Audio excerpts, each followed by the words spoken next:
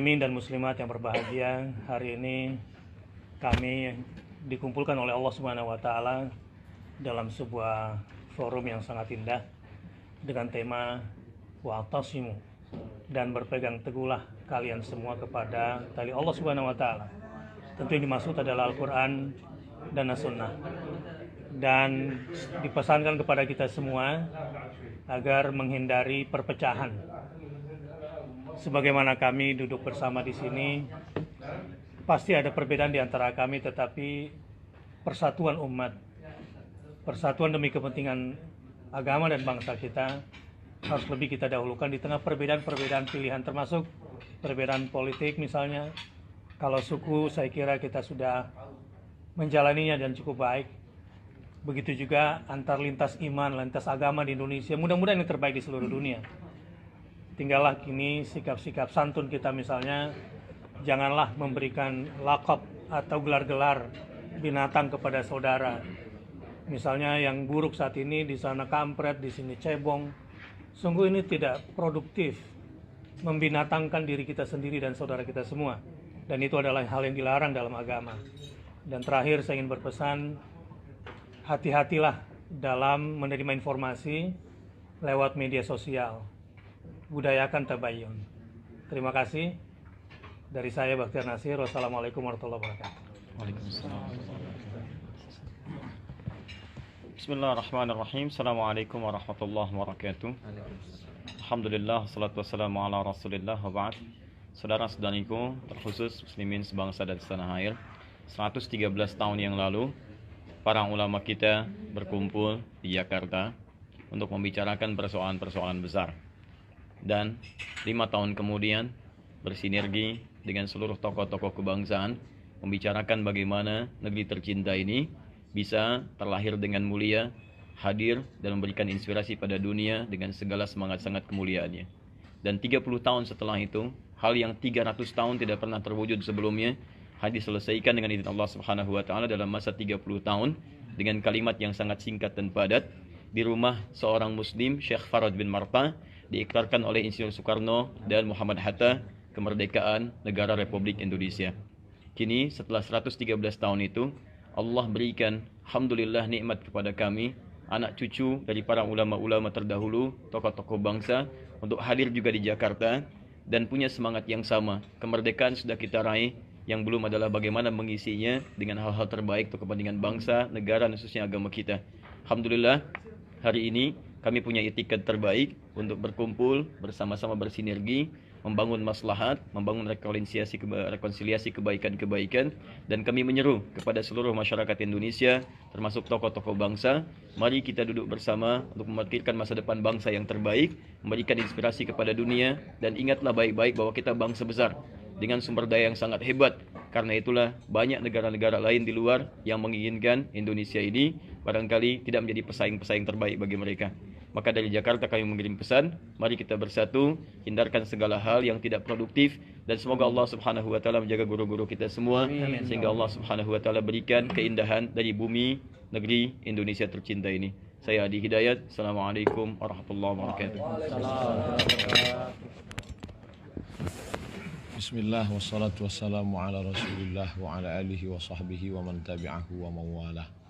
Inggris, Jerman, Perancis, Portugal terdiri dari berbagai macam suku, bahasa, agama juga berbeda-beda. Tapi mereka bisa disatukan dalam satu mata uang, euro.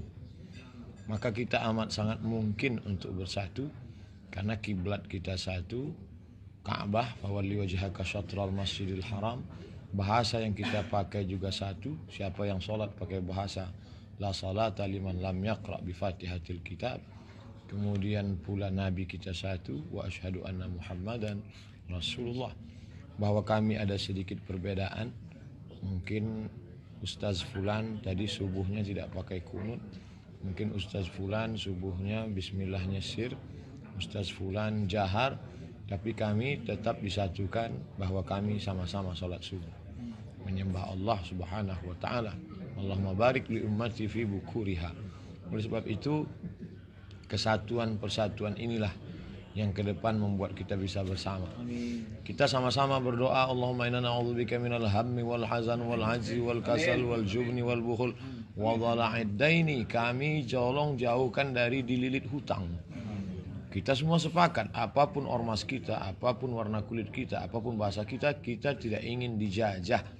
Cukuplah itu sudah 350 tahun ditambah 3,5 tahun, lalu dijajah lagi dengan dhala'id dain, dililit hutang. Dan kita semua sepakat harus membuat umat ini, karena kalau sudah dililit hutang, wa ghalabatir rijal, dikuasai orang lain, sehingga kita tidak lagi punya kedaulatan, kita tidak lagi bisa tegak dengan mata yang terang, dengan kepala yang berdiri sebagai bangsa yang merdeka, karena leher kita sudah lama diikat oleh hutang, malu. Bahkan ada seorang penyair berkata, malu aku menjadi orang Indonesia, tapi kami tak pernah malu. Kami adalah anak-anak bangsa yang cinta kepada negeri ini. Kalau engkau bukan saudaraku dalam satu keyakinan, engkau tetaplah saudaraku dalam satu kebangsaan. Terakhir saya ingin tutup bahwa kata orang menjinakkan buaya itu susah. Tapi sebenarnya banyak buaya yang buas menjadi jinak. Ada yang lebih susah, menjinakkan pawang-pawang buaya. Hari ini dalam tanda kutip pawang-pawang buaya itu berkumpul, dan ketika itu satu foto gambar akan bisa mewakili 1000 kata. Semua orang berkata akan melihat, oh itu ustadz kami, itu ustadz kami. Mereka ternyata bisa duduk bersama melihat masalah umat ini. Mudah-mudahan yadullah ma'al jamaah, pertolongan akan turun dengan jamaah. Terima kasih. Assalamualaikum warahmatullahi wabarakatuh.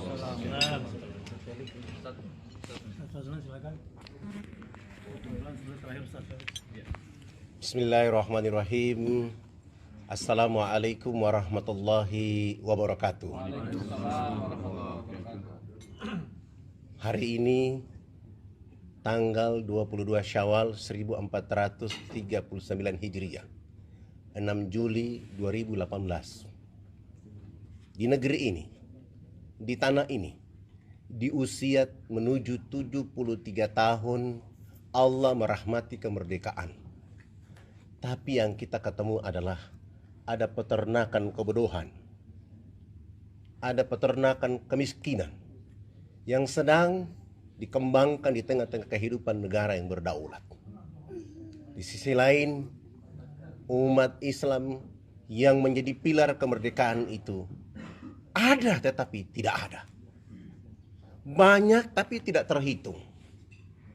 Maka di kesempatan hari Jumat ini, saya mewakili negeri yang terbit matahari pertama di tanah air Indonesia, ingin menyeru kepada kita semua bahwa bersatu untuk menghapuskan peternakan kebodohan yang sedang berkembang di negeri ini, peternakan kemiskinan yang sedang tumbuh. Dengan bersatulah kita akan membuat bangsa ini menjadi bangsa yang maju, bangsa yang kuat, bangsa yang mandiri, bangsa yang menjadi contoh bagi bangsa-bangsa di dunia. Kita sudah punya harta kekayaan menjadi umat mayoritas di dunia. Kita sudah punya potensi alam yang sudah ada. Kita juga sudah punya Quran dan hadis, dan kita didukung oleh Undang-Undang Dasar 45. Tapi kenapa kemiskinan terus ada? Kebodohan terus terpelihara? Apakah kita yang salah? Ataukah ada orang-orang yang sengaja memelihara ini menjadi ternak dalam kehidupan untuk menjual negeri ini menuju kehancuran? Jawabannya tidak. Ada puisi yang dibilang ulama pada masa lalu, kami mati muda, pekerjaan belum selesai, belum apa-apa. Itu adalah persatuan, itu adalah uhuwah, itu adalah kekuatan yang mampu mengangkat harkat dan martabat. Wahai saudara-saudara sebangsa dan setanah air, Nabi SAW 23 tahun menjadikan Mekah dan Madinah menjadi kemakmuran. Kita masih ada beberapa tahun. Kita harus sanggup mengatakan kepada negeri, bangsa dan dunia ini bahwa tanggal 17 Agustus 2045 Indonesia menjadi bangsa emas oleh karena persatuan yang terjaga, tertata untuk kemakmuran bersama. Wassalamualaikum warahmatullahi wabarakatuh. Bismillahirrahmanirrahim. Assalamualaikum warahmatullahi wabarakatuh. Alhamdulillah, Allahumma salli ala Sayyidina Muhammad wa ala ali Sayyidina Muhammad. Masya Allah, kita lihat para ulama, para da'i, para aktivis lintas organisasi, semuanya bersatu. Kita pikir rakyat, kita bakal mati, kita bakal bertanggung jawab di hadapan Allah Subhanahu wa Ta'ala. Jangan sia-siakan hidup, masih ada fasilitas umur yang Allah sediakan. Mari bertaubat, mari bergandengan tangan, al-ulama wal umara, agar rakyat mendapatkan kesejahteraan, kedamaian, agar rakyat bahagia menuju Indonesia yang berkeadilan dan lebih beradab. Allahu Akbar. Assalamualaikum warahmatullahi wabarakatuh. Bismillahirrahmanirrahim. Assalamualaikum warahmatullahi wabarakatuh. Alhamdulillah, puji dan syukur senantiasa kita panjatkan pada Allah Subhanahu wa Ta'ala. Teman-teman sekalian, salat dan salam senantiasa juga dicurah dan dilimpahkan kepada baginda Nabi besar Muhammad sallallahu alaihi wasallam.